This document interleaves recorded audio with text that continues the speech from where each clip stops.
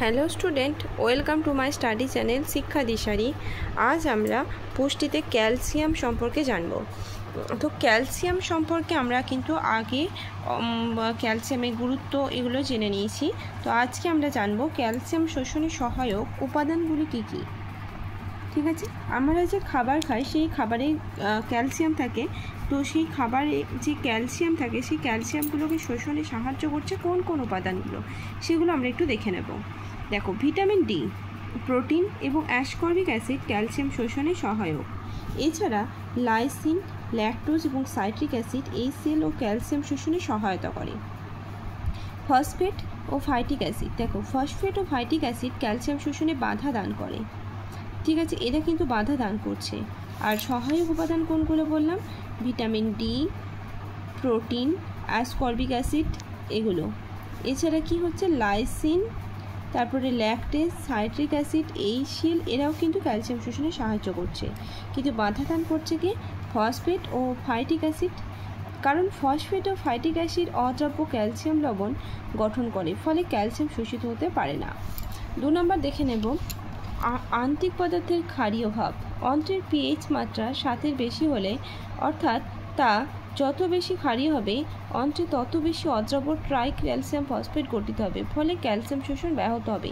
এগুলো হচ্ছে বাধা দানকারী উপাদান। আর সহায়ক উপাদান এই কটা। নেক্সট দেখো, বাধা দানকারী উপাদান কোনগুলো? ফ্যাট ও ফ্যাটি অ্যাসিডের উপস্থিতি। ক্যালসিয়ামের সঙ্গে অধিক মাত্রায় ফ্যাট ও ফ্যাটি অ্যাসিড থাকলেও অদ্রাব্য ক্যালসিয়াম লবণ গঠিত হয় এবং তা মলের সঙ্গে দেহের বাইরে বের হয়, ফলে ক্যালসিয়াম শোষণও ব্যাহত হচ্ছে। নেক্সট কি আছে দেখো, তন্তুর উপস্থিতি। খাদ্যে অধিক পরিমাণ খাদ্যতন্তু উপস্থিত থাকলেও কিন্তু ক্যালসিয়াম শোষণ ব্যাহত হয়। তাহলে খাদ্যতন্তু উপস্থিত থাকে কোন কোন উপাদানে? যেমন সেলুলোজ জাতীয় খাদ্য, যেগুলো হচ্ছে শাকসবজিতে বেশি পরিমাণে থাকে। তো সেগুলো হচ্ছে বেশি তন্তু জাতীয় খাবার যদি আমরা খাই, তখন ক্যালসিয়াম শোষণ কিন্তু ব্যাহত হতে পারে। নেক্সট আছে অক্সালিক অ্যাসিডের উপস্থিতি। পালং শাক, বাঁধাকপি, মূলো, ভুট্টা প্রভৃতিতে অক্সালিক অ্যাসিড থাকে। এইসব খাদ্য অদ্রাব্য ক্যালসিয়াম অক্সালেট গঠন করে ক্যালসিয়ামের শোষণে কিন্তু বাধা দান করছে। নেক্সট দেখা হচ্ছে তামার উপস্থিতি। খাদ্যে তামার ঘাটতি দেখা দিলেও কিন্তু ক্যালসিয়াম শোষণ ব্যাহত হয়। ঠিক আছে, এগুলো গেল ক্যালসিয়াম শোষণে বাধা দানকারী উপাদান। এখানে দেখো একটা কোয়েশ্চেন আছে, ক্যালসিয়াম শোষণের সহায়ক উপাদান হিসেবে ভিটামিন ডি এর কী ভূমিকা? এটা কিন্তু খুব ইম্পর্টেন্ট একটি কোয়েশ্চেন। ভিটামিন ডি ক্যালসিয়াম শোষণে গুরুত্বপূর্ণ ভূমিকা পালন করে। এটি অন্ত্রে ক্যালসিয়াম এবং ফসফরাসের শোষণ বৃদ্ধি করে।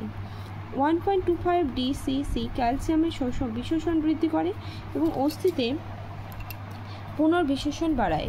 অপরদিকে 24-25 DCC ক্যালসিয়ামের বিশেষণ বাড়ায় অন্ত্র থেকে অস্থিকে খনিজ লবণে পরিপূর্ণ করে। শারীরিক প্রয়োজনীয়তা কি দেখো, শৈশবে, গর্ভাবস্থায়, প্রসূতি অবস্থায় অথবা রিকেট শিশুদের অস্টিওম্যালেশিয়া, রিকেটটা হচ্ছে শিশুদেরই হয় আর অস্টিওম্যালেশিয়া বয়স্কদের হয়। ক্যালসিয়ামের প্রয়োজনীয়তা বৃদ্ধি পেলে ভিটামিন ডি কিন্তু ক্যালসিয়ামের শোষণকে ত্বরান্বিত করছে। ঠিক আছে, এই পয়েন্টটা তোমরা একটু মনে রাখবে। নেক্সট আমরা পড়ব আধিক্যজনিত ফল। অভাবজনিত ফলটা আমরা আগের দিন পড়ে নিয়েছি, আজকে হচ্ছে অভাবজনিত ফল। দেখো, আধিক্যজনিত ফল। আধিক্যজনিত ফল হচ্ছে হাইপারক্যালসেমিয়া। খাদ্যের সঙ্গে ক্যালসিয়াম গ্রহণ অধিক হলে নরম কলায় ক্যালসিফিকেশন হতে দেখা যায়। পেকটিক আলসার রোগীদের রক্তক্ষরণ, বমি ইত্যাদি লক্ষণ দেখা দেয়। এটা হচ্ছে হাইপারক্যালসেমিয়া।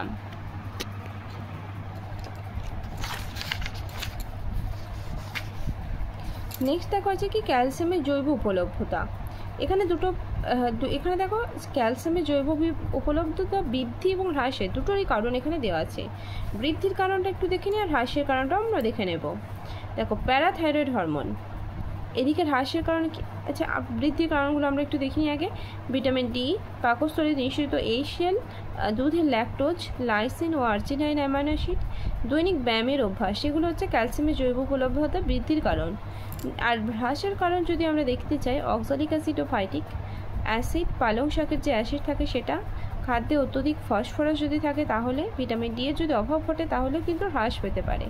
পাকস্থলীতে হাইড্রোক্লোরিক অ্যাসিড উৎপাদন হ্রাস, পাকস্থলীতে যদি HCl এর উৎপাদন হ্রাস পায় তখনও কিন্তু এটা দেখা দিতে পারে। আর যদি ব্যায়ামের অভাব হয় তখনও কিন্তু হ্রাস হতে পারে। নেক্সট দেখো, দুধে প্রচুর পরিমাণে ক্যালসিয়াম থাকে এবং ল্যাকটোজ থাকে। এছাড়া কেসিন ফসফেটাইড সরবরাহ করে, যা ক্যালসিয়ামের শোষণকে বাড়ায়। খাদ্যবস্তু হজমের সময় পাকস্থলী নিঃসৃত HCl ডিওডিনামে ক্যালসিয়াম শোষণে সহায়তা করে। তাই ক্যালসিয়ামের পরিপূরকগুলি খাবারের সঙ্গে গ্রহণ করলে ক্যালসিয়াম আত্তীকরণ কিন্তু ভালোভাবে হয়। তো এই পয়েন্টটা তোমরা একটু মনে রাখবে। ঠিক আছে, তাহলে ক্যালসিয়াম থেকে যা যা কোয়েশ্চেন ছিল আমি সবটা করে দিলাম। আগের ভিডিওগুলো তোমরা একটু দেখে নিও, তাহলে দেখবে সবটা ক্লিয়ার হয়ে যাবে।